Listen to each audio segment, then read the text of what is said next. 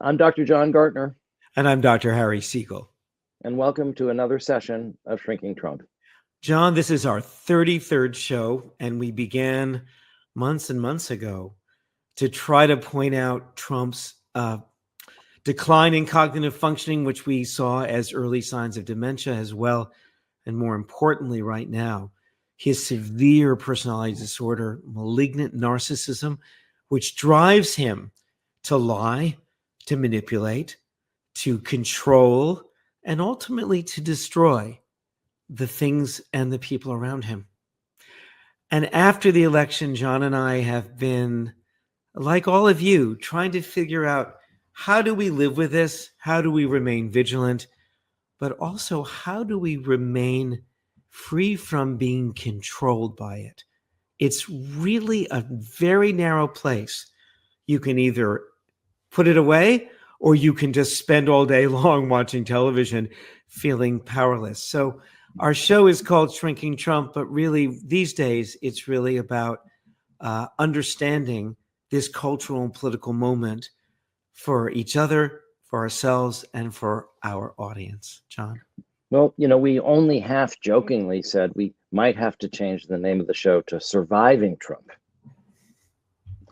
But that is really the situation that we're in, right? So that's the real thing. You and I grew up in New York City, Harry, where, the Mafia is very well known. And we really understand what it means when two tough guys walk into a butcher shop and they say, "Nice business you got here. Be a shame if anything happened to it." Yeah, there could be a fire. All right. If you own that butcher shop, you're going to pay the extortion, right? Because they're more powerful than you, and nobody really can stop them from hurting you. Right? Because there's so many ways they can do it, and they're right there. So this is what happens at the low level. But now we are seeing the same principle potentially destroying our freedom of press. Let's look at this. So the issue that we are going to talk about today, usually we talk about a bunch of different issues, right? We're going to focus on one issue.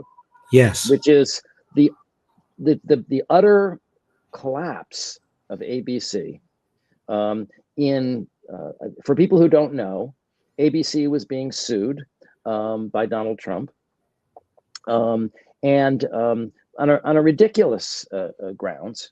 The basis was that George Stephanopoulos had described Trump as a rapist when he was actually convicted technically of sexual assault that meets most people's definition of rape, but not the narrow New York state legal definition of rape. But even the judge wrote about it, saying this does meet the common sense standards of rape, but Exactly. Because of the New York state law, we can't prove genital penetration by the male genitals. Therefore, we're going to bring it down one to sexual assault. And this happened with in an interview on This Week with George Stephanopoulos, talking to Nancy Mace, the South Carolina representative, who had been who had come out about her own rape, and then seemed to be having no problems with Trump being adjudicated for sexual assault, which is the technical term when that happens in a civil case. This was not a criminal case. And Stephanopoulos, who was pushing her very hard, and I think appropriately, said, but you're supporting someone who's been adjudicated for rape. And that's where the lawsuit originated. And we should note that Trump has been doing this for 25 years. I mean, he sued Bill Maher for showing the orangutan. We've mentioned this before. But this time, it wasn't the same outcome. Most people either go to court and it gets thrown out. They can countersue for legal expenses. But tell the audience what happened this time. Yeah. So let's look at the New Republic article. ABC News just showed Trump exactly how to silence journalists. A multi-million-dollar settlement proves corporate media will choose profits over press freedom every time. As Margaret Sullivan points out in her latest American Crisis newsletter, this settlement breaks a cardinal rule of journalism: don't cave to legal intimidation. Drawing from her experience as editor of the Buffalo News, Sullivan explains that news organizations traditionally refused to settle defamation cases because, quote, settling would only encourage more people to sue. Once you show that bullying works, you invite more bullying. But that was a different era of journalism, wasn't it? Before news organizations were just small divisions of massive entertainment conglomerates. Today, ABC News isn't just ABC News. It's Disney.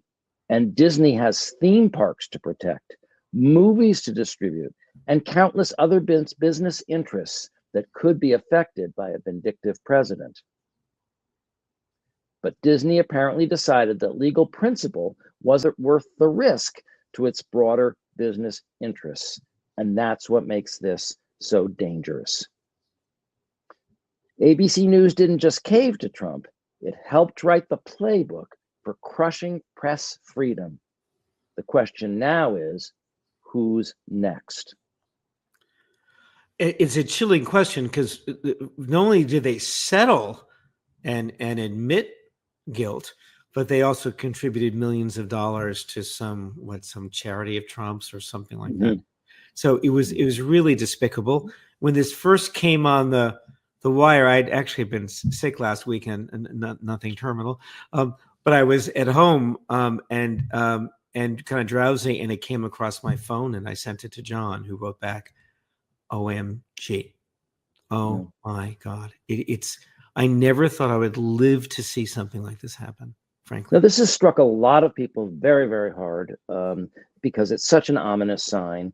And, Harry, one of the things you and I have been debating, and it's been a fair and I think an honest debate, and neither of us really knew the answer, but how quickly is all of this autocratic collapse going to happen?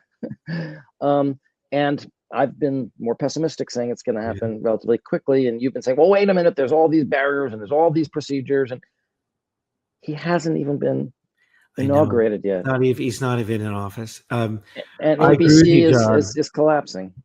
Well, Disney is collapsing. Well, and ABC here is the problem. News did not collapse.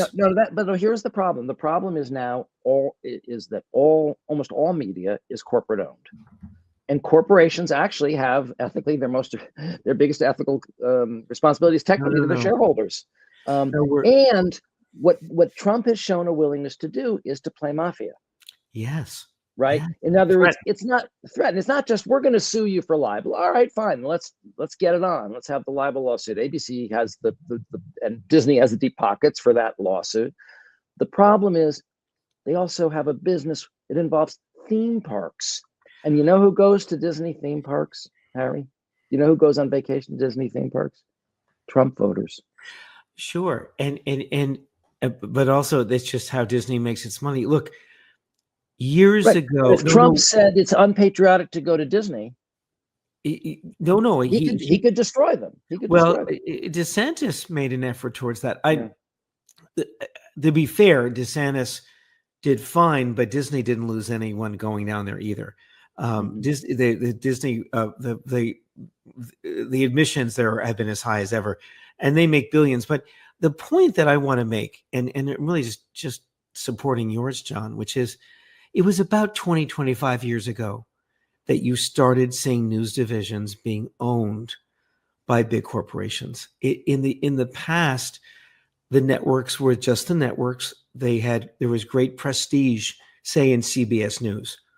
They were lost leaders. They didn't make any money. They were prestige items because there was such a respect for newspapers that network news organizations were trying to emulate newspapers, and they wanted, and you guys probably don't know this, but back in the old days, it was great prestige if you were John Chancellor or David Brinkley, because all of them started as print journalists. They had a lot of contempt for the young journalists who came up who had never written a newspaper article. So all of that respect for newspapers and their independence and their power has been subsumed into profits and corporation. And now we're seeing it. We saw Bezos hold back an endorsement of Kamala Harris at the Washington Post. We saw the same thing at the LA Times. Yep. And I told John this week, as critical as I can be of the New York Times, They endorsed Kamala and they are resisting pressure. And I'm wondering if they may end up being a kind of bulwark. We'll see. We'll see. Should we go on to John? Why don't I read the Salon one? Is that okay? Sure. Well, what I'd like to do is read one quote and then discuss it, and just not read them all together, if that's okay. You got it. You got it. ABC News capitulates to Donald Trump. Is this the future of American media? If past is prologue, a second Trump administration could crush the First Amendment.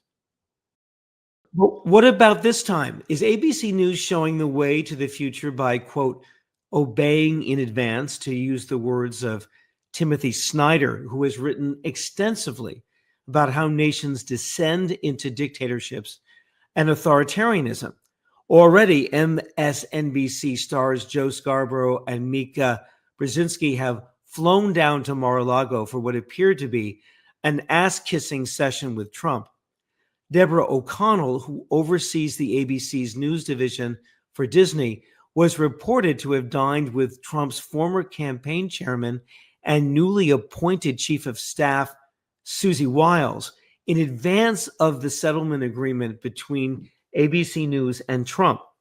Jeff Bezos, who owns the Washington Post, and Mark Zuckerberg, who sits atop Meta, owner of Facebook, have each pledged $1 million to the Trump inaugural committee, which does not have to report what it does with the money it collects, or even that it's used for events surrounding the inauguration.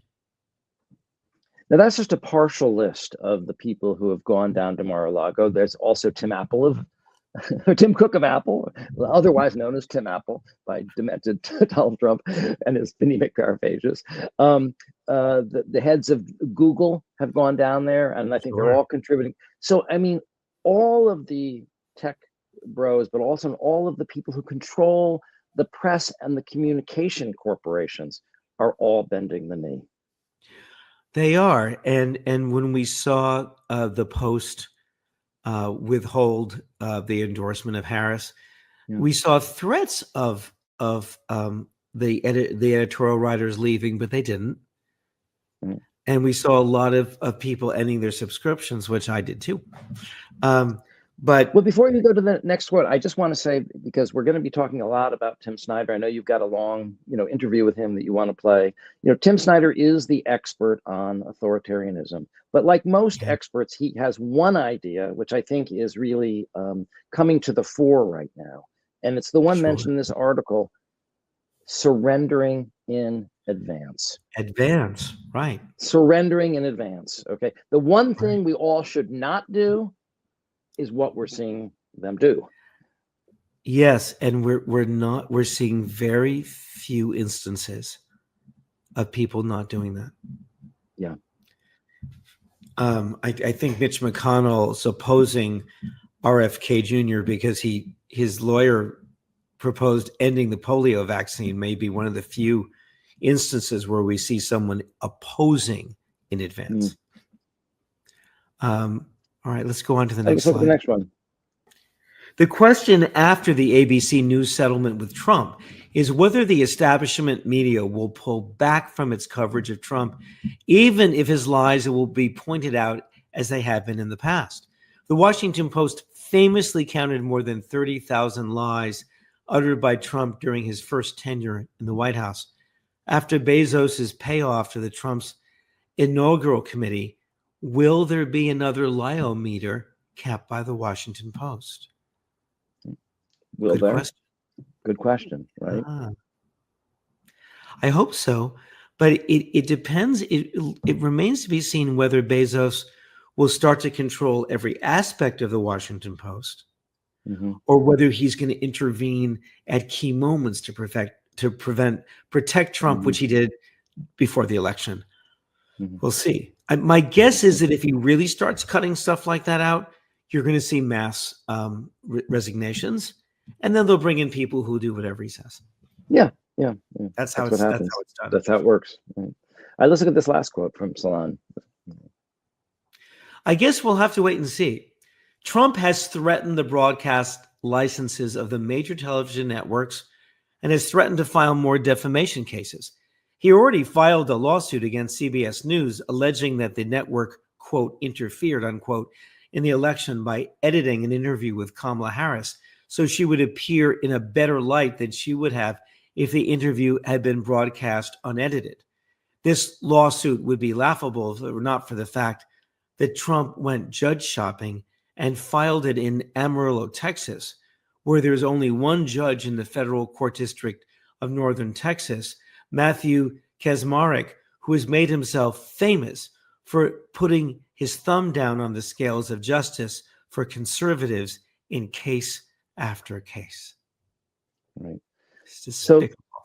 Despicable. So, we're talking about how the free press could go away or be destroyed, right? Yeah. One of them is the corporations that own the news media are going to be self-interested and self-protective. The other thing is judge shopping, which we'll talk about in a minute.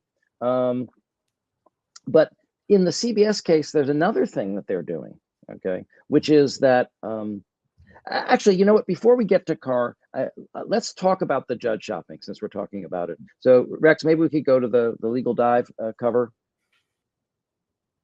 Trump lawsuit over CBS editing raises issues of judge shopping. The ex-president's filing in Texas concerning a 60-minute segment could be a venue stretch. How far can a lawyer reasonably argue that a particular court is the right place to litigate? However, across the state in Amarillo, which is another single judge shopping remains very much in vogue as District Judge Matthew Kaczmarek's court has become a favored jurisdiction for conservative legal causes and plaintiffs seeking to counter the Biden administration's policies on abortion, immigration, and other divisive issues. The latest judge shopping Amarillo litigant is Donald Trump, who filed a civil complaint against CBS on October 31st, accusing the network of violating the Texas Deceptive Trade Practices Consumer Protection Act. CBS harmed Trump's campaign by editing a 60-minute interview with Vice President Kamala Harris in a certain way, according to the complaint. The lawsuit says the interview's distortion, quote, damaged President Trump's fundraising and support values by several billions of dollars, particularly in Texas. Trump, set to resume office in January, is a Florida resident, while CBS is based in New York, where Trump also has significant business interests. But Trump says Amarillo is nevertheless the proper venue, quote, by virtue of the interview being transmitted by CBS into this district in Texas and elsewhere, of course, and because CBS is a subject to this court's personal jurisdiction with respect to this action, according to the complaint. So, in other words, part of what CBS now is going to have to look at is the cases before a corrupt judge, right? This is an Aileen Cannon. This is a male Aileen Cannon. He was appointed by Trump. They've brought many cases to him, actually. And so when they want to do something that is corrupt or against the law or against the Constitution, suddenly Amarillo, Texas, is where they have to file the now case. I'm not a lawyer, but I'm assuming since this is CBS and if CBS is going to fight it, then they're going to challenge the jurisdiction. I mean, that's the kind of thing that They lawyers should. They say, well, this is the wrong venue, and they're going to make their case, and then it'll go to a appeals court and may go to the Supreme Court. I mean, we don't know. There's a lot. This case is going to take a long time. I'm just saying. Yeah. So CBS has not collapsed. Okay. Like ABC. Not yet. But not yet. I want to show you the pressures. That's what I'm trying to explain. The pressures and the dirty pool, right? That in other words, if you've got a corrupt judge who's in your pocket, you know, it's true. They'll appeal the case, right? And probably the appeals court will probably throw it out. Then they'll appeal it to the corrupt Supreme Court, right? Which we never thought was going to give him total immunity. And we don't know what they're going to do. It didn't give him total immunity, but they didn't. But Yeah, it was presidential immunity. I'm not happy about it. Yeah. Let's put it that way. But Supreme Courts are dicey because they have lifelong appointments. You just don't know what they're going to do. You don't know what they're going to do. And they may draw the line in certain ways that surprise you. I don't think that they're in his pocket, but they're leaning towards a very, very powerful presidency. Right. And if you're CBS, you have to be aware of that. Exactly. Now there's another way that they're threatening CBS. Remember what I said about nice store you got here? Be ashamed if anything happened to it. Yeah, right? It could burn down. All right. Well, CBS has their parent company. Again, it's always the parent company. Paramount Entertainment International is attempting to have a merger with another company called Skyhorse Productions. I don't really know anything about it, but they're a $16 billion company, and the merger is apparently important to the corporation of Paramount. There's nothing. Those types of deals have to be approved by the FCC. There's nothing in this deal that would draw any red flags that would upset the FCC. But Brendan Carr, who's coming in as the director of the FCC, is a corrupt Project 2025 author, and he's making it very explicit that he is threatening their merger because of this CBS complaint. Let's hear that. We've heard this videotape before a few weeks ago, but let's hear it again. There's a lot the FCC can do. Broadcasters are differently situated than other speakers. They get free access to a valuable public resource, the airwaves, and they're licensed by the FCC. And the exchange for that is they have to serve the public interest. I think it's important that we take another look at that and we reinvigorate it. There's also a news distortion complaint at the FCC still having to do with CBS, and CBS has a transaction before the FCC. And I'm pretty confident that news distortion complaint over the CBS 60 Minutes transcript is something that's likely to arise in the context of the FCC's review of that transaction. So is that explicit enough for you? No, is that clear? No, they want to burn down the building if we don't give them more money. Yeah. Or capitulate. Right. Exactly. It's going to be very important that we follow this story to see if Paramount stands up. We'll see. Right. Yeah, we'll see. And so, if these mainstream legacy medias fall and capitulate, who's going to be left to tell the truth? Let's see that quote. This is the last quote from the Salon article. If past is prologue, people who want unadulterated news about the coming Trump administration will probably have to listen to podcasts and watch independent political coverage on YouTube and read independent blogs on the internet. Whether the First Amendment will survive another Trump administration is the question we should be asking. So, Harry, I think you should feel very complimented. I think you should be very proud of yourself, because when all the big titans have fallen, when they've all capitulated, when they've all been brought to heel, you and I are going to be the bearers of truth on the front lines of society, and we'll tell them where to go, right? Because we're not afraid of their burning down our store, are we? Yes, we are. No. So, guys, the GoFundMe campaign for John and Harry's legal defense fund, it's called SaveJohnandHarry.com. No, guys, I'm only kidding. Don't send us any money. Okay, only kidding. I'm only kidding for now. Okay. Give us the bad news, John. Show it to us. Okay. So, hopefully, right, the big people, right, the big Nazis, maybe they won't notice us. We're like little mice. We can just scurry and they won't notice us, right? Well, apparently someone has figured out that, I guess if they've gotten rid of the legacy media and they've bought all the social medias, okay, who's left? Influencers. So somebody asked Trump, and by the way, guys, I know we have been promising you that we are going to play Trump's voice as little as possible, whereas we used to play it constantly. We were trying to build our case about his disorder, but we know that it's re-traumatizing. But I'm going to play his voice this time for a very specific reason, because I want you to hear Donald Trump in his own voice putting out the hit on John and Harry. Not specifically, but the class of people that we belong to. Wow. Influencers. I want to expand on the defamation lawsuits. Could you see moving that to other people with individual platforms, social media influencers, people that... Or newspapers, yeah. Yeah. Yeah. Oh, I do. I think you have to do it because they're very dishonest. Yeah, I think you have to do it. Yeah. You have to do it.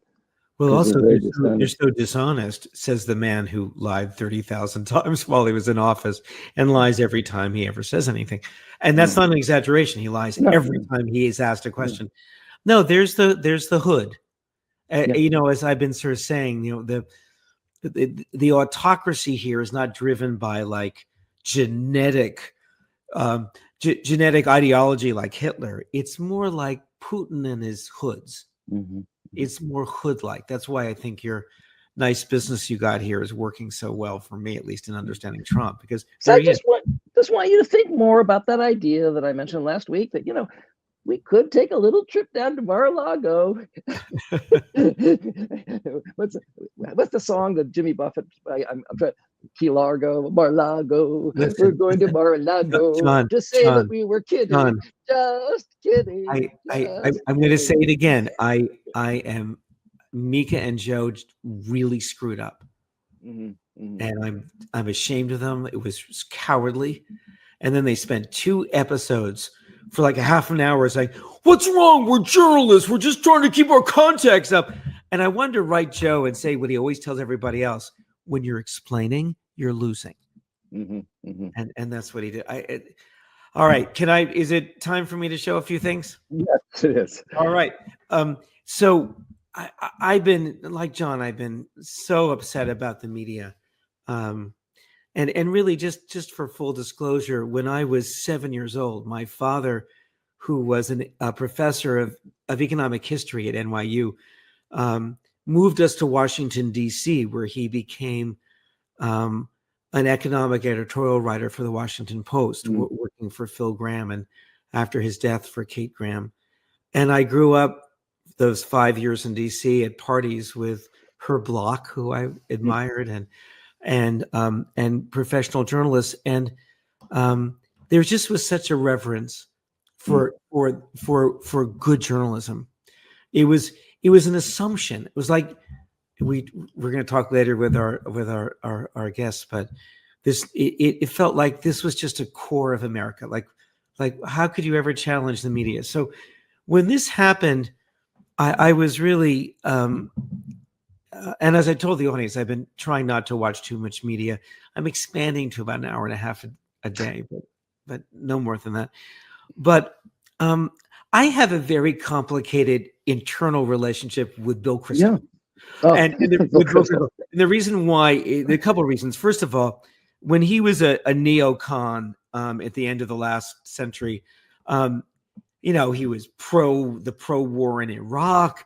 He was excited. He was urging McCain to pick Sarah Palin as his vice president. Oh. One of the worst political decisions made in like 50 years. But the reason why I liked Kristol was, and I used to watch Fox News on election night. The reason why was because they had commentators who would describe what they were seeing. And Kristol, when he was talking about a process, like, is the house going to fall? He was always right. And he was super smart. Oh, yeah, I agree with you. Although I really despised his views, especially on Iraq war, which was unforgivable. But he became a never Trumper. He's older, very well educated. This guy's a PhD in political science from Harvard. There's a whole generation of conservative intellectuals who became never Trumpers. You know, was sort of beginning with Buckley and George Will, who you might really disagree with. And I used to yell at the TV at these guys, but I always respected them. Right. And Kristol has started to have interviews on YouTube that don't get tons of views, but with very thoughtful people, and including Democrats who he really opens up to.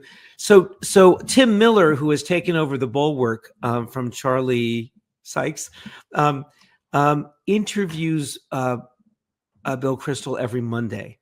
And this weekend, when I wasn't feeling well, staying at home and sort of watching television, Tim Miller recorded it early on a Sunday and got Bill Kristol's take on the ABC capitulation. Yeah. And I'm going to play two sounds from that. The second one, I think, is one of the most profound descriptions of what's happening that I've heard so far. If they had lost, they would have lost. What would the damages have been? Would not have been much more than $15 million. I mean, how much does damage to this interview with Nancy Mace do to Donald Trump's reputation, given that he lost the civil case against DG and Caroline? Yeah. But so seriously, what if you don't have to make a big deal. Disney doesn't have to go to soapbox. ABC doesn't go to soapbox. They just say, look, we're going to let this go to the judge. We're going to take depositions. We want this to, we hope it works out quite quickly. And we're not trying to make a point here, but we defend our people when they say something in good faith. They didn't have to grandstand on behalf of free speech, but again, this is a whole different world from just quietly litigating the case and maybe giving $1 million to the Trump inaugural fund, right? This is a very conspicuous, unnecessary preemptive collapse on a core First Amendment issue. So he uses that word collapse. He did, didn't he? And it's and really pointing out that there were many other things that Disney could have done. Sure. Now here's where he talks about the damage to not just politically or legally, but to our culture and our country. Yeah. I think it's the worst for me personally. Just reading about it last night, I felt the worst I've felt since November 5th. I felt the most ominous fire bell in the night, or whatever term you want, since November 5th. Obviously, the appointments of the nominations of Patel and other things are pretty bad and ominous, and other things Trump and his people have said. But I felt like this was really a moment. It's not just that they're going to try to do things in the government they shouldn't do. It's not just it's that the whole what's not the government, corporate America, civil society, if you want to use a fancy term, is preemptively capitulating. And that's you can have a government that's bad, and that's bad, obviously. Yeah. But if everyone else is kind of not going along with their attempts to intimidate, there's probably certainly some ways limited damage they could do, and other ways they could do great damage, which is the government of the United States. But still, this really, I think, just takes it to another level in terms of civic or social damage. Civic or social damage. That this is the thing that hit him in the gut the hardest since the election. Since the election. Harry, it's sort of sad that we're agreeing for once. It really was much better when I was the hysteric and you were the voice of reason. But this is so ominous that we agree. And we actually independently chose this as the story that we wanted to talk about tonight. I know we got together and realized we were really barking up the same tree. No, I still do maintain some hope for the resistance of certain institutions. And I have a hope that Trump is so reckless and so out of control that he's going to destroy things for himself, and the country might wake up to it. But that doesn't mean I'm underestimating what I'm seeing right now. And the trajectory, if it's not stopped, is catastrophic. So before you go to the tape, though, I want to say, because I had some material that I didn't include, but I just want to verbally wedge it in here, which is, given all of the shocking things that we've seen before the inauguration, I mean, these really monstrous picks for his cabinet, right? And now this attempt to collapse the free press. Okay. Well, guess what? 55% of the country thinks that he's doing a great job with his transition. Now, what's interesting is only 25% of the country thinks he's going to pick qualified members of the cabinet. I know. But 55% of the country thinks he's doing a great job. You'll have to explain those two statistics and how they go together to me. The huge working class, which I mean, it dwarfs people with college educations. I'm not trying to be elitist here. No.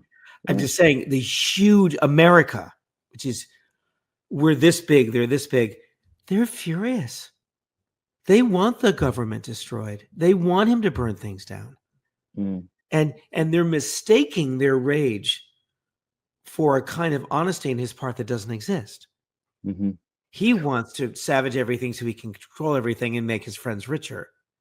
The other way in which public opinion has changed is there's been a 20-point uptick in people who think it's okay for the government to prosecute their political enemies. No, I mean it's really crashing around us, but I believe that the rage of the working class will turn on anyone who doesn't pay off bringing them a better life, and he's going to crash the economy if he does. Absolutely.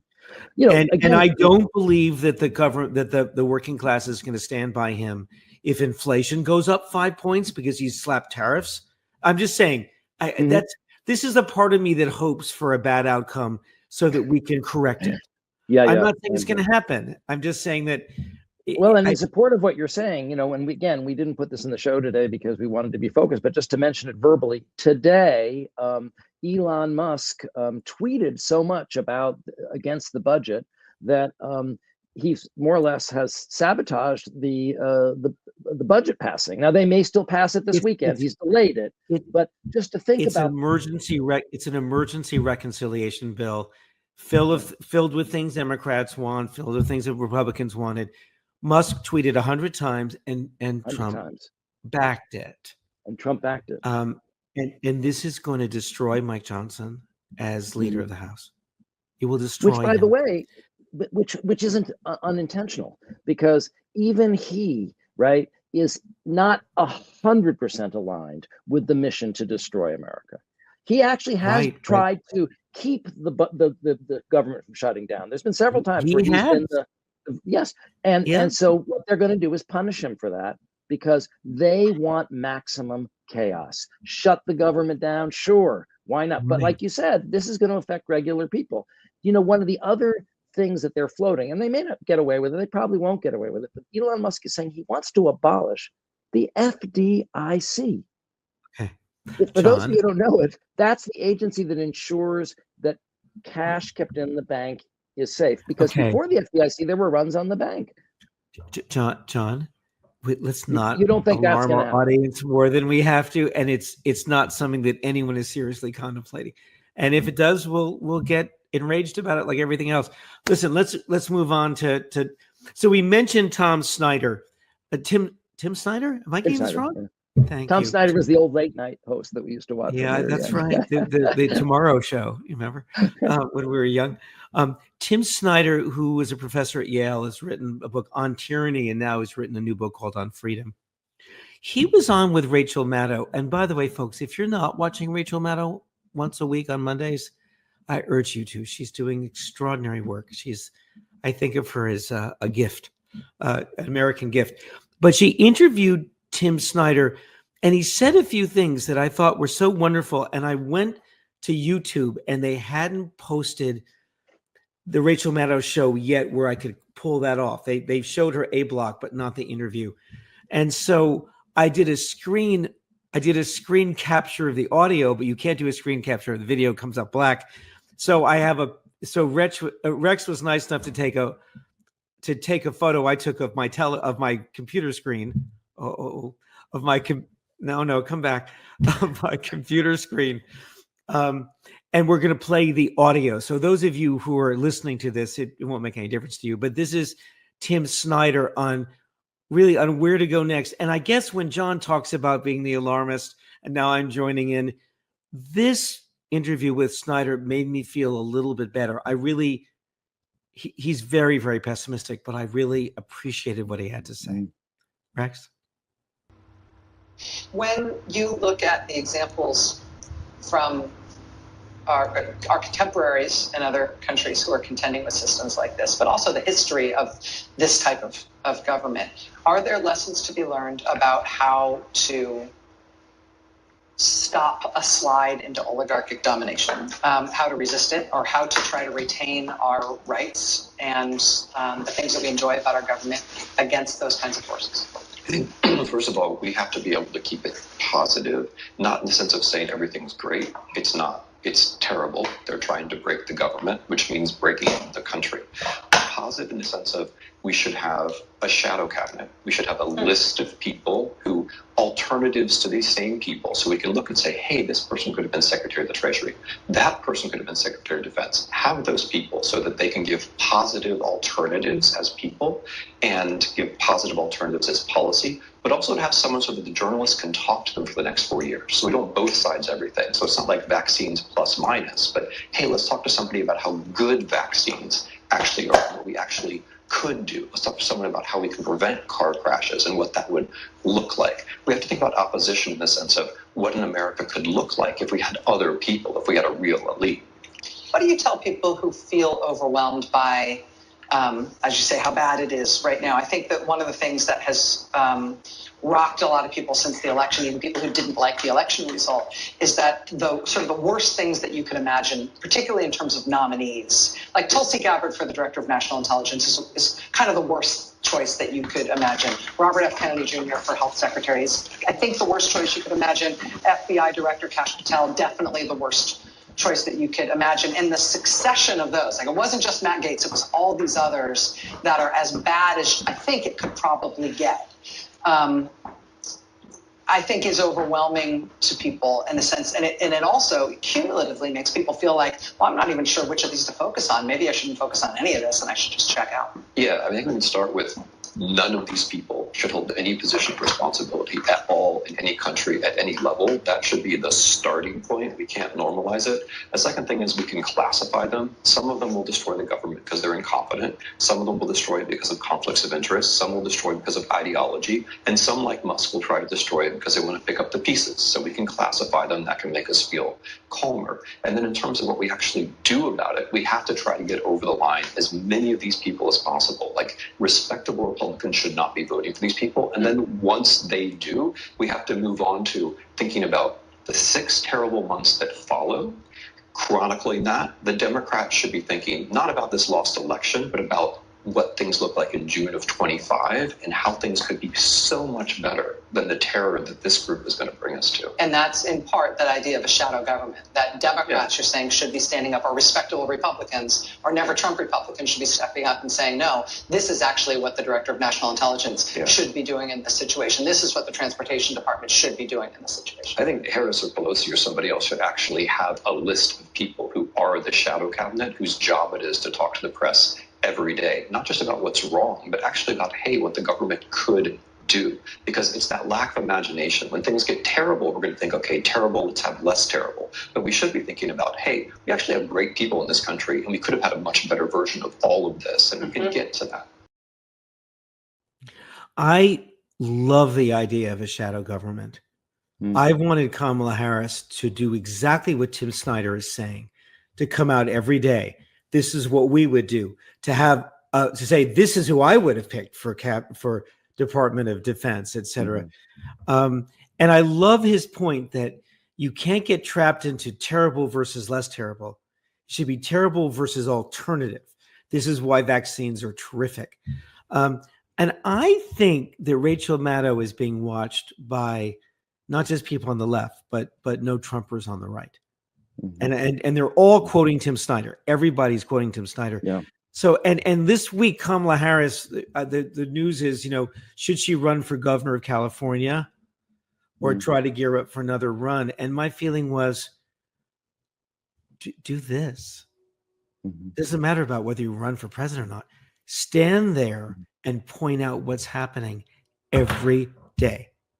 Harry, I had 2 reactions to this audio tape that you played for us.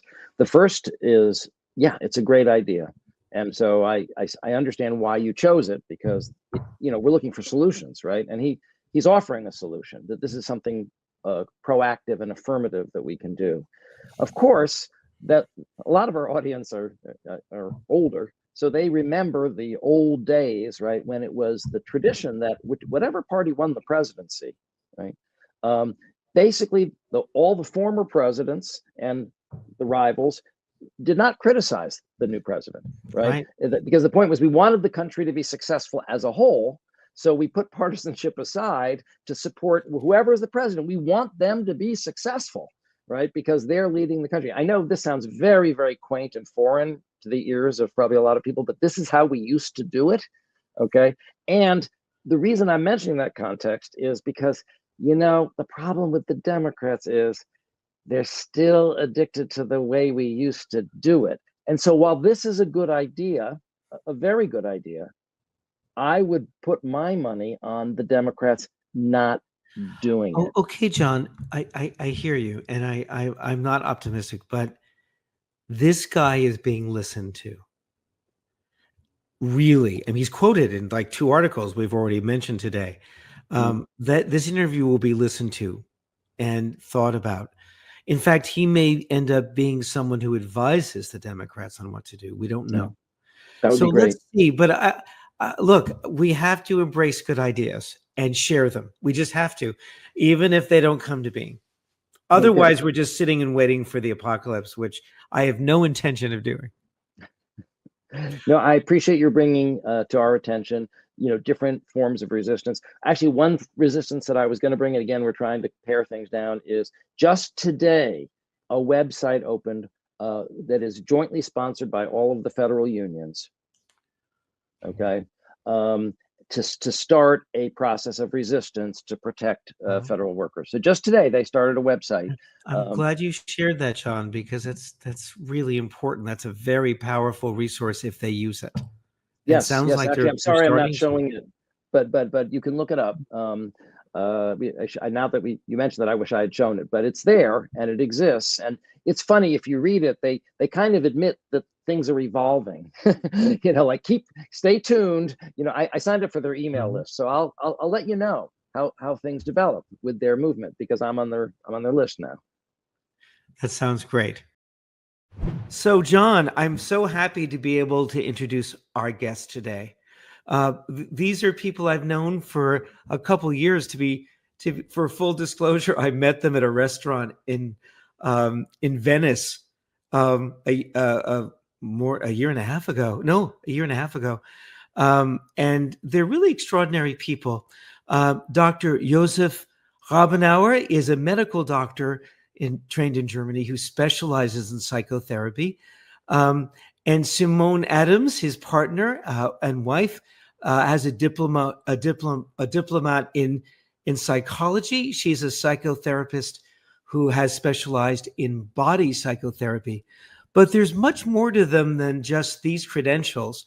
They work with a spiritual therapeutic focus based on the Ridwan work, a spiritual tradition of A.H. Almas called the Diamond Approach, which I imagine they'll describe to us.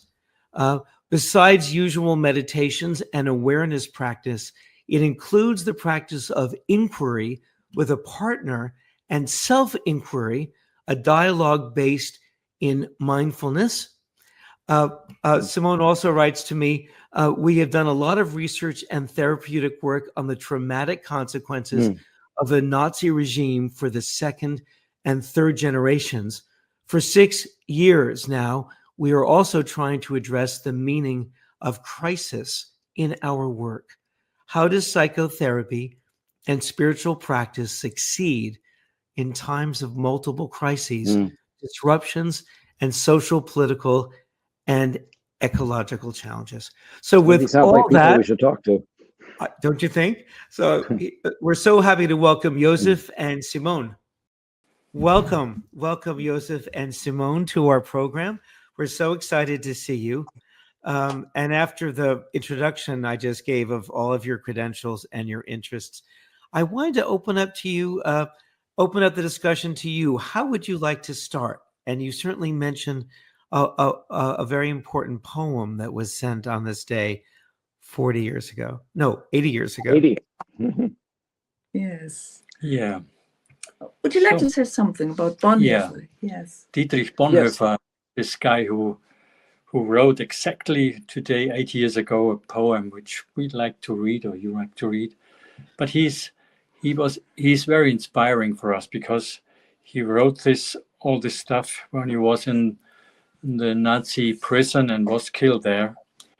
And he for sure was in a very deep crisis about the world, about his country, about his life. And still he had a deep connection to something which he called, the deep connection he called cantus firmus, like a deep, basic song connection to some divine level, which gave him sense, which gave him meaning in life. This is for us very inspiring, because our work in the Ritwan School, in our work, in our practice, especially in these times, not only the election, but the whole crisis in the world, needs support to find meaning again. You know, I think a lot of people don't know the historical context of who Dietrich Bonhoeffer was. A lot of people may know he was a theologian and a clergyman, and really has the unusual distinction of being this theologian and clergyman who was part of the attempt to assassinate Hitler. Yes. That's why he was in prison. I think a lot of people don't know that. He is a great hero, I think, among the German people, but a lot of Americans don't know who he is. Yeah. He had a wonderful phrase, John. I had to look it up in English, but it's a saying. He said it's important to fall into the spoke of the wheel. And I think that you guys, that's what you have to do in America now. Isn't that the case? Yeah. So say more about that. Say more about that image. Yeah, it's a beautiful image. Yeah, I think we were talking about today what would be important for us to say, and I think we in our work we look for how to work together on a spiritual path and still to be in the world, and this is what Almas is saying, that we are living in the world. We are not from the world, so we are much more than what we are doing in the world, but still we have to act in the world. We cannot go to a monastery. So we have to react to what is going on, not only in the US but all over the world. Yeah. Now Harry's not a very spiritual person, so do you have any advice for him when we're in jail?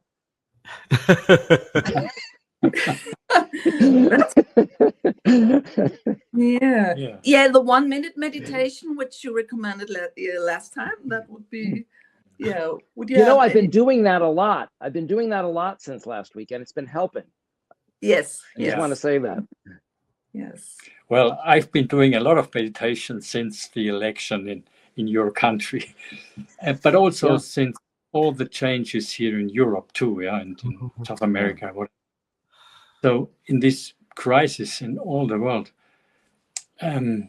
what I find is, especially to the point after this election, I really found the world no more the same. So I lost a kind of connection. I lost the meaning. I couldn't connect anymore. What meaning? What does it mean? How do I find meaning in the world? And outside, and then I remembered, and we do inquiry a lot. So we remembered, well, maybe this was already since humans are on this earth, this kind of disruptions, this kind of destruction of whole countries, of course, extinctions and so on. So we have to find ways. And we remembered also how these old philosophers in Greece, they were not philosophers, they were spiritual teachers, Socrates and Plato and Aristotle and also Pythagoras.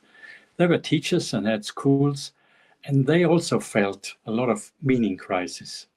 Yes, absolutely. And they developed ways to cultivate wisdom. And this is what we try and offer in our work, how to cultivate wisdom, to deal with the world how it is, always was. Yeah.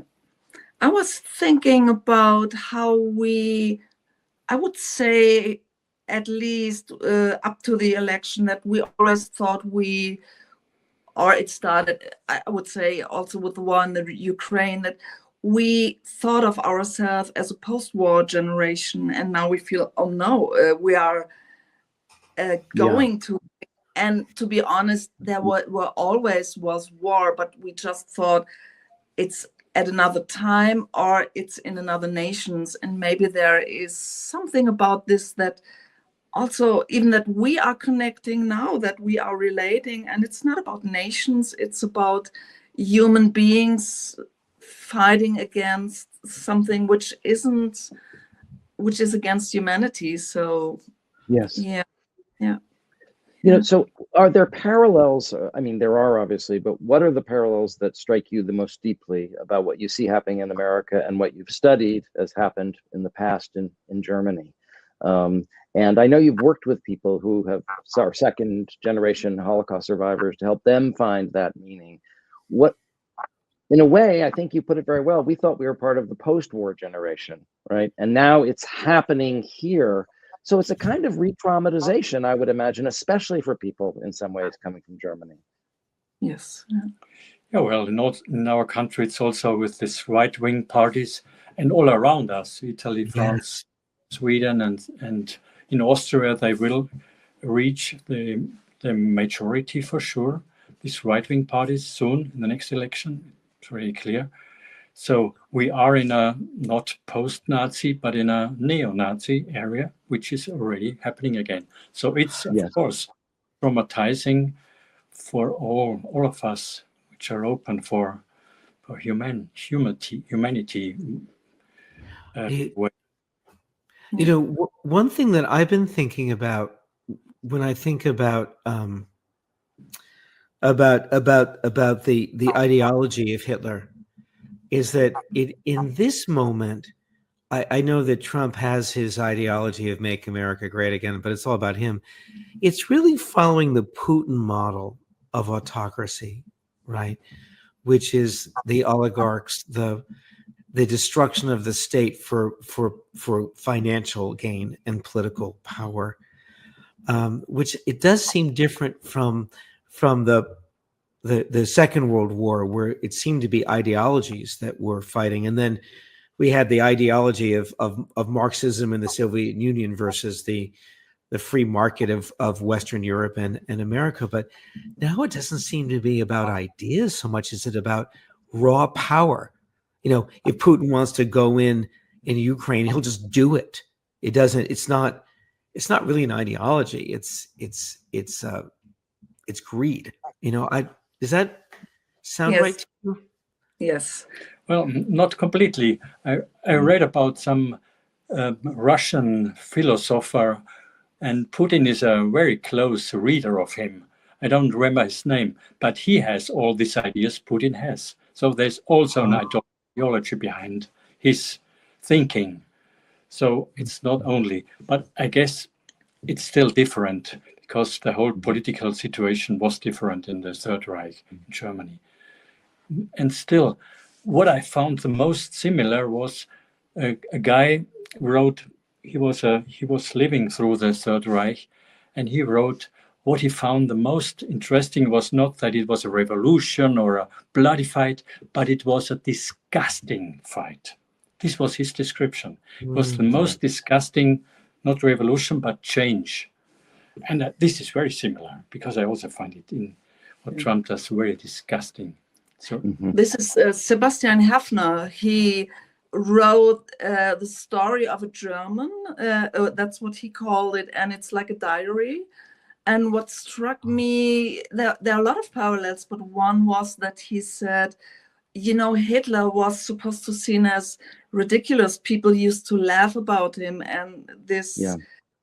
And all of a sudden it changed, and he also, you know, he was in prison, and it's very interesting. I also read a phrase, you know, that history doesn't repeat itself, but it rhymes. And so this rhyme is sometimes horrifying, but in a way also moving. Yeah. So we had a Zen monk who's also a psychiatrist on. I know you saw the show, and he introduced the audience to the idea of radical impermanence. And I think I really resonated with what you were saying about losing meaning, because America meant something to me. I mean, for what it's worth, I wrote a book about it, called The Hypomanic Edge, about how we were animated by, the spirit of immigrants, and their hypomanic energy helped make us this, dynamo of entrepreneurship. And it's a very rah, rah, rah America book. It's it's much in celebration of the American spirit and of our immigrant past, which of course is now being denigrated. And I look at that book now, and I realize every assumption I made about the world around me has crumbled like dust in my hands, right? Yeah. And that's what Ryushin was referring to last week about radical impermanence. I never, ever would have believed it could happen here, and now it has happened. And so I do agree with you about finding the meaning within then. Which is actually in the whole universe, right? So the meaning within is something that actually connects to the larger forces in the universe, that do transcend what happens in our day-to-day politics. So how can people, the layperson, find that meaning within? How to connect to that source? Is it meditation? I mean, that would be one very practical suggestion. Either meditation or some other approaches. How can we get there?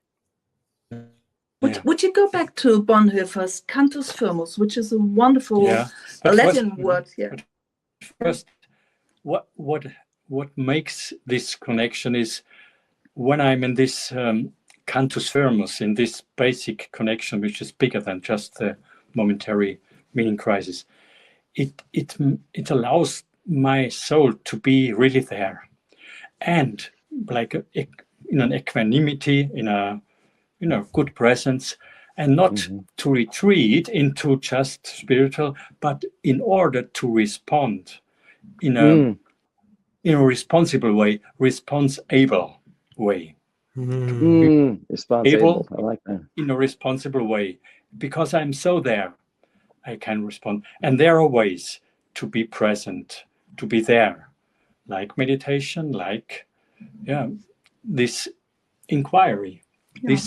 Because meditation is alone, you do alone in your silence, but inquiry is what we do all day. We talk, we share, and we use a spiritual presence and awareness while talking about fucking elections, about this meta crisis in the whole world, all this destruction, and we share it in a very aware and present way, and this has an effect. Tell us more about that method, because I think a lot of people aren't familiar with your method. Maybe the inquiry that you do with each other. It's really interesting. Maybe Harry can share it. Now you guys are in an inquiry group together, right? You're inquiring with each other all the time. So it has something to do with actually listening, I would say. But go on, Harry. Yes, no, I feel a little silly talking about it, since you guys are really so steeped in it. It's so part of your life and your work.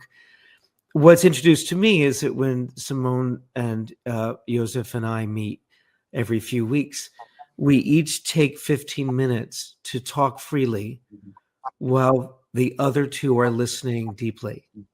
So it's a commitment in those 15 minutes to both to speak and to be heard. And just that act of trust, I will be heard, I will speak, creates a different kind of psychological experience than, say, meditation on one's own. And then we comment afterwards on the things that we heard that might be of help to the person who spoke. And this sounds so simple, but it's a very powerful practice.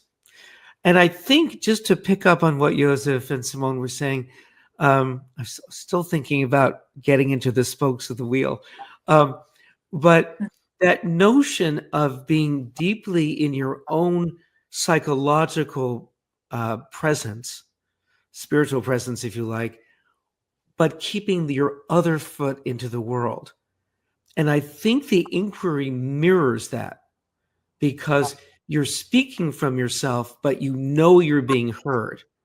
And when the other person speaks, they know that you're hearing them. So you're both within and without. Yes. Does that make sense, Simone? Josef, am I getting that right? And I would say it's about deeply listening and also let go of ideas. So I would put it slightly different, that at the end you do not give a comment on what you heard, but you ask further questions for the other one to go deeper, but really to let go of concepts and of ideas, or it's even not therapeutic. It's not that you're waiting to give the advice. People that are waiting, just they let you talk, but they wait for give their advice, and we try to not do that. Yes, I think implicitly I knew that. Which is that we don't tell each other, well, this is what you should do this week, Simone. Yes, but it's more speaking. You respond with your being to what you've heard, in however you do that. I'd like to add something. And what happens in this space, in this present space of talking and listening, and in this holding space also, is that you follow, when you share, you follow an inner guidance, which more and more develops an inner guidance, and this leads somewhere. And with this listening, it is a transformative experience, like every spiritual practice. It transforms. You arrive at a different place than before. And this, for me, mirrors also the world situation. I don't anymore, we just shared before, rely on external guidance like a politician, a good one or a bad one, doesn't matter. I rely on an inner guidance, which is connected to the true values, which everyone has, So which speaks to what I've been saying, that as I get older, I suddenly have rediscovered the importance of a moral structure, of good intentions. And I think inquiry deepens that experience of one's own path and one's own values. And I think it could be useful, John, for you and for our listeners to consider. And one of the things One of the things that I find inspiring about what you're saying is that, this experience of this dark night of the soul, this experience of despair that some of us are going through, is a very solitary experience, right? Right. And you feel very alone. And so we're talking about, getting in touch with your inner self and meditating, but it's still a solitary experience. And what sounds like, I feel like as I listen to you guys, I'm having FOMO. I'm feeling like I'm missing out, because you guys are all spiritually bonding, and I'm just counting my breaths, trying not to lose my mind. So, well, John, I see a path here. Yes. I would like to propose you a second practice, which we also, we borrow some of these practices from the Eastern spiritual leaders and try to translate it into Western, our daily life. And one is the metta meditation, which is also fine for your listeners. You can Google it, you find it on YouTube. It's METTA, metta meditation, which is also known as loving kindness. Oh, yes. And we can, even when we have an argument, which of course we never have nowadays, but we used to have, yes. And so you do this metta meditation. So let's say you have 20 minutes of time and you take 5 minutes for yourself and you just give yourself some affirmations. May I be happy. May I be peaceful. May I be loved. And then you go on for 5 minutes for the person that is close to you. And then you go in the next 5 minutes, you go to a person you have difficulties with.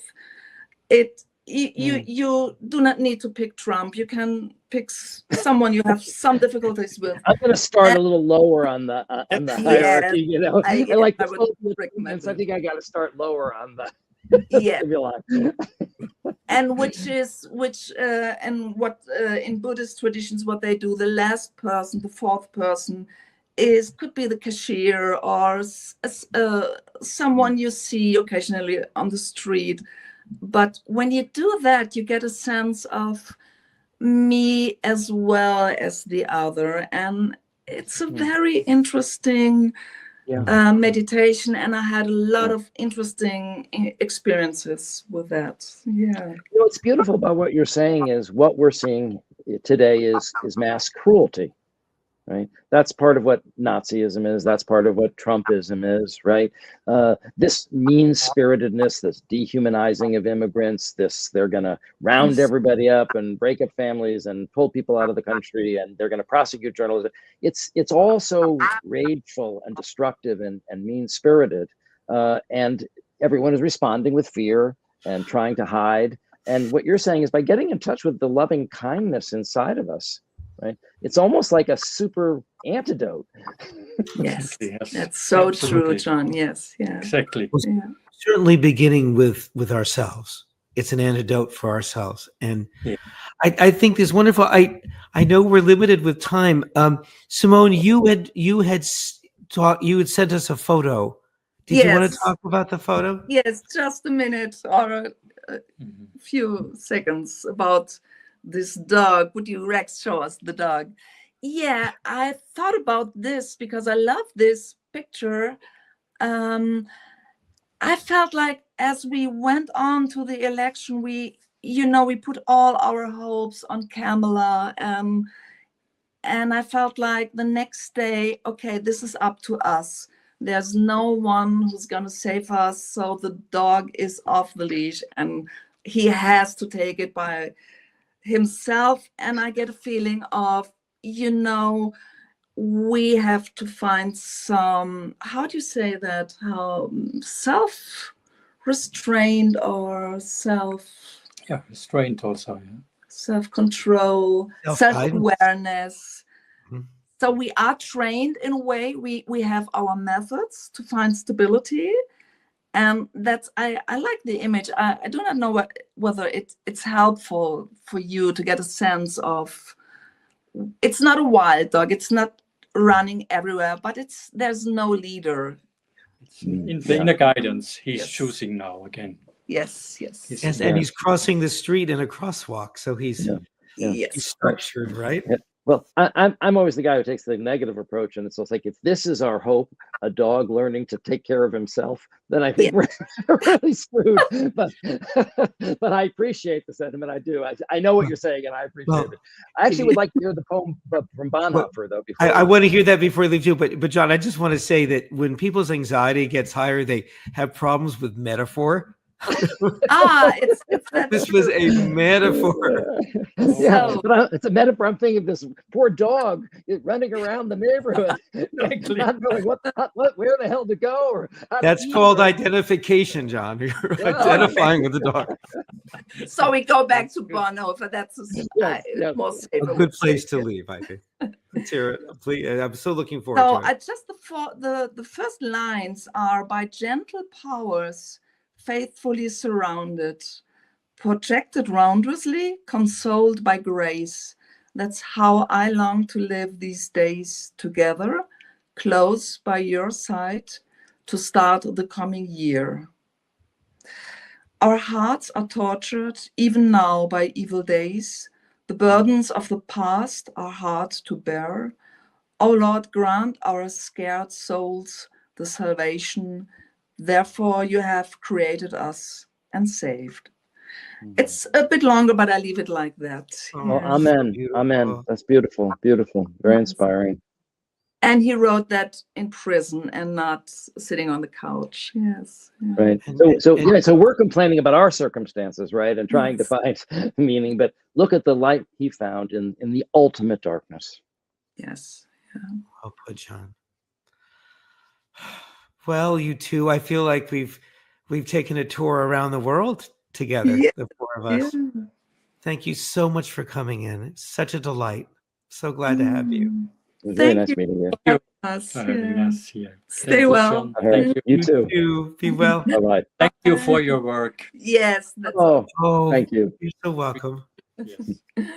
Bye. Oh, John, what a nice interview. What Wonderful good interview. people they are. Wasn't that a pleasure? Yeah, very much so. Very John, inspiring. I think so too. And we're going to really keep trying to bring people on who can speak in this way about how to create different ways of going through this very difficult time. Creating light in the darkness. Yeah. Well, listen, on a lighter note, John John was making jokes earlier about how we're going to be put in jail by Trump because they're coming after the influencers. And when people ask me about the podcast, I always like to say I'm the most what do I say? The most minor of media figures is what I like to say, because it's a small thing we're doing. But John and I did have an extraordinary moment back in the spring when Nancy Pelosi was talking about Trump having dementia and basically quoted us. I mean, almost our words. And it wasn't that we believed that Nancy was watching us. Of course she wasn't, but her staff was. They were watching everything.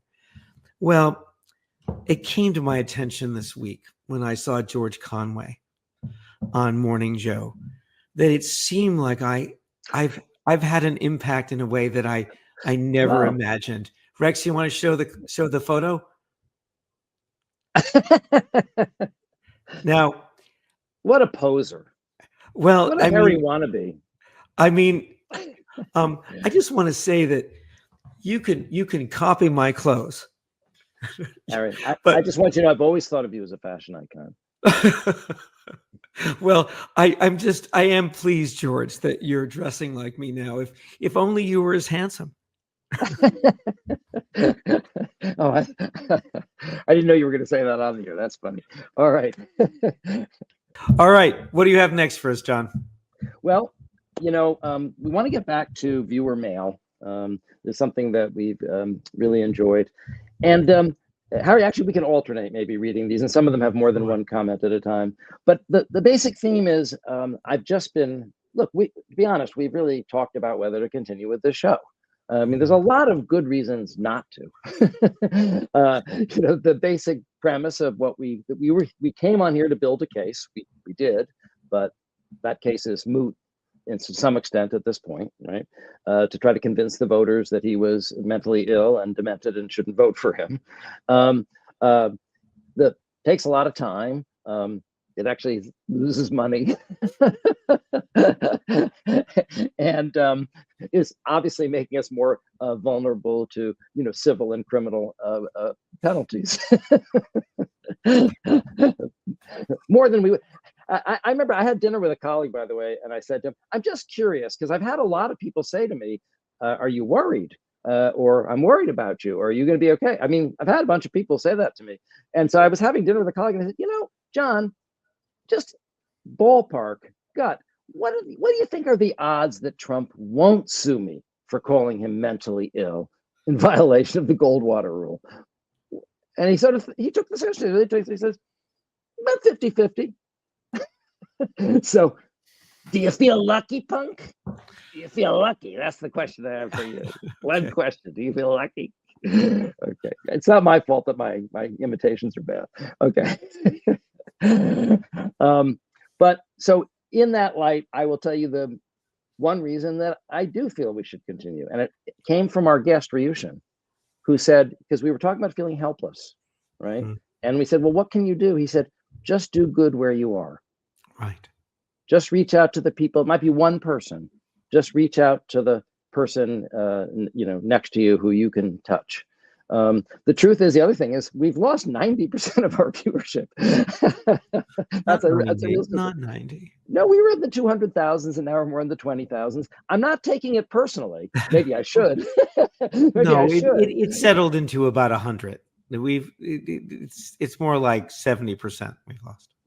Okay. Well, look, people are tuning out from. Of course news. they are. I'm tuning out. We all are, because we're all trying to protect ourselves from being overwhelmed or protecting our mental health, and it's the right thing to do.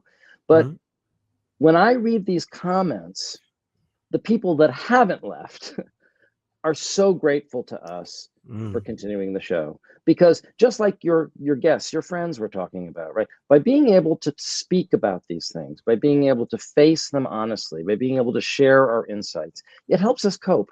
So even though most of the stuff that we talk about in this show is horrible, why would you want to hear about this? It's so horrible. But at the same time, we also laugh about it. But also, at least there's the feeling of we're not losing our minds, right? We're not crazy. We're not being gaslit, right? We're maintaining, look, whatever the reality is, right? That's what Ryushin was talking about, radical acceptance. Whatever the reality is, we have to face it. But if we face it together, and we support each other, and we're honest in supporting it, we don't sugarcoat it. We don't we're not falsely optimistic. We're facing things head on, dead on, honestly. That is a service that helps people. I agree. And that was my reason for wanting us to continue, actually. And it's really appreciated. We see it in the comments, so we'll alternate these. But here, let's put up the first set. Oh, you wacky shrinks. Seriously, I would be devastated if you stopped your show. So glad you will be podcasting, even if in a new format. Community is so right. We need each other. Thanks, guys, truly. And then the second one, fellow psychologist here. Thank you for continuing your work. It's going to get tough for all of us. Thank you, Doctors Gartner and Segal, for being here for us people who are still trying to make sense of what happened in this country. I'm still angry at the people who voted for Trump, and I still cry every day. Please don't go anywhere. We need you. And someone else wrote, please don't end this show. The last one praising us. Addicted to you both. It would be an ugly withdrawal for me if you stopped your show. I tell everyone how great you both are. Your show lifts my days. Next person, keep going. Thank you for helping me think intelligently about me, my village, and my country. And then finally, a number of people did really appreciate our guests, so I wanted to get one of those too. Jason Stanley is a very good guest. Good for him. Good for you for having him on. Thank you for not showing clips of Trump speaking. Seeing those clips trigger me really bad. I appreciate you two very much. There were many people who made comments about appreciating our doing a dramatic reenactment of Trump rather than actually playing his voice, because it is so triggering.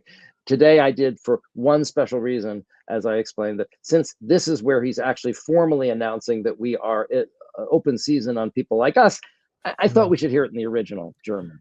Yeah, that's great. Well, John, listen, before we get to the shrink wrap section of our show, how are you doing this week? I'm glad you asked. I've been doing better, and again, I really think I owe it to our guest Ryushin. For those of you who do meditation, when you were probably first taught, they probably first taught you to count your breaths. And then if you're like most people, after you became more advanced or more practiced, the counting kind of falls away and you're just bringing your attention to your breath. What I realized is I'm so distressed, I'm so dysregulated, and so unmindful, that I've started counting my breaths loudly in my head. And I just keep going and keep counting and counting and counting until I feel sane. And it works. It works. And this is really important. I'm going to refer back to this as we go. So we've talking about meditation. Now, this is more like a meditation emergency. This is like, serenity now. Serenity now. Well, that's great, Sean. Last week when we talked about it, I said that I was relying on denial. That is, I was watching, a half an hour of the news a day, and otherwise just wasn't thinking about it. Well, one of the things about denial, which is if you say you're in denial, you're already in less denial. That's how it works. Whenever you name a way that you're defending against something, excuse me, that defense lowers. It's what therapists like John and I rely on in our work and in our own therapy too. So this week, I'm living with this new reality a bit more. I'm back to watching a half an hour of Mika and Joe in the morning. I'm in the evening, I'm watching one of the CNN shows or the PBS NewsHour, and I'm reading the Times, which I'm finding to be very helpful. But I'm aware that when I dip into it, I can feel the rush of my anxiety and fear and grief over what's happening to our country. And when I saw that interview of Tim Snyder with Rachel Maddow, I was really inspired because he was facing the dangers, naming them, but insisting on speaking about our response. And that's what I need to do, is that in the parts of the day that I think about this, I think, what can I do? I'm doing the show with John. That's one thing I can do. I just ended teaching a semester, but I've spoken to my students about the dangers of what's happening. And I'm going to continue to live that way. And when there are opportunities for resistance beyond what you and I are doing, John, I'm going to try to do that. And otherwise face reality as best I can and continue to remind myself of what my values are. That's really how I'm coping this week. We'll see about next week. Yeah, it's really kind of touch and go, right? It's like a week to week thing. It's like absolutely, absolutely. And remember, we're seeing all of this destruction happening before he's in office. Before he's in office, and so it's a challenge, but So, Harry, like you say, we're taking it, a day at a time. But I would argue, what's helping me is taking it a breath at a time. Yeah. I can't go any further than a breath. I have to take it one breath at a time, but it works because what your guests were talking about, right? Being connected to the source, right? That's what meditation does. Whether you want to just talk about it in inducing mindfulness, which is a psychological property, that's a secular term, not really mindfulness, right? Getting into a more mindful state where you're less reactive, less judgmental, but also where you do feel connected to something more universal and more powerful is the only way to be okay with everything falling apart. I agree You with gotta you. have that. But you see what you and I are doing, John, and this is really so important for the audience to hear. Everybody is reacting to this differently. You are getting you last week you said you were crying every day, you get really dysregulated in some ways, really like, what can I do? And you're finding ways to create self-regulation, which gives you the space to reflect and to remember that you have a wife and children you love, and you have people in your life that are important. For me, in a way, I was a bit over self-regulated because I was defending so much. So my challenge was to expand the window of my having contact with my anxiety so that I could be more in balance. So and I've always been under-defended and you've been over-defended. Absolutely. And if we asked 5 viewers, we'll find 5 different ways that those people are trying to cope. And the challenge is to find your way back to the middle. I'm not becoming dysregulated and crying and screaming every day, but nor am I tuning it out 90% of the day either. I'm trying to find a way to be in touch with the reality of the world, but also to be in touch with the reality of my own mind and my own values and my own thinking. So I think, John, that's the shrink wrap. Oh, I think it is time for shrink wrap. No, I think that was it. Actually, that's true. We kind of wrapped it, didn't we? That's what I think we learned today. That's don't you think? Today. I agree. All right. I have one more point I want to make about denial, which is that some people, when they're overwhelmed, they sleep a great deal more and they dream a lot, because in dreams, sometimes our dreams are filled with anxiety and fears that we have. And sometimes dreams are places where we see our dead parents, or we kiss someone that we miss, or something wonderful happens. And I always think of dreams as a good kind of defense, because it happens while we're sleeping and it does important things for the brain in all kinds of ways that REM sleep does, that we're starting to understand. So maybe we'll just take a little nap here. We're going to de-stress. We're just going to rest. I think dreaming is important. And as you know, John and I have a problem finding music that's not copyrighted. So there's a wonderful song that Henry Mancini, of all people, wrote. And you might know the Pink Panther is one of his themes that he wrote, but he was actually a fantastic composer and arranger from the 1960s. And he wrote a beautiful tune called Dreamsville, which I thought might be a nice way to put us all to sleep at the end of this show. And I played it. Tuck us in. What's that? You're tucking us in. You're kind of tucking everybody in. Okay, and I recorded this on the piano so that we wouldn't have copyright violations. So, and it's only a moment long, so we're gonna play it out. Well, John, are you getting sleepy? We're getting sleepy. Yeah. All right, Rex, why don't you cue the music?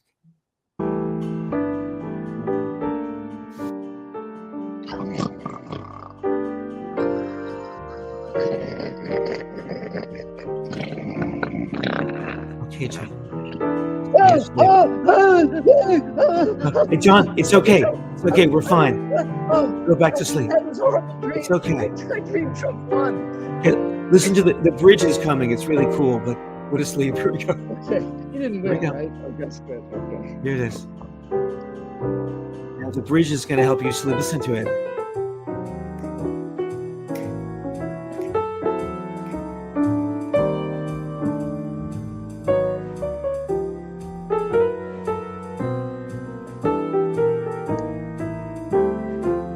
Modulates about 5 times. Here we go. All right, John, time to go back to bed.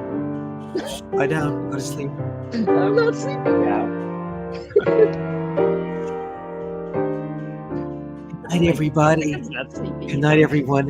Have a good 2 weeks. We won't see you next week because of Christmas. Yes. Yeah, but we'll see you in 2 weeks. Take see you in care. Thank January. you. See you in the new year. Bye-bye.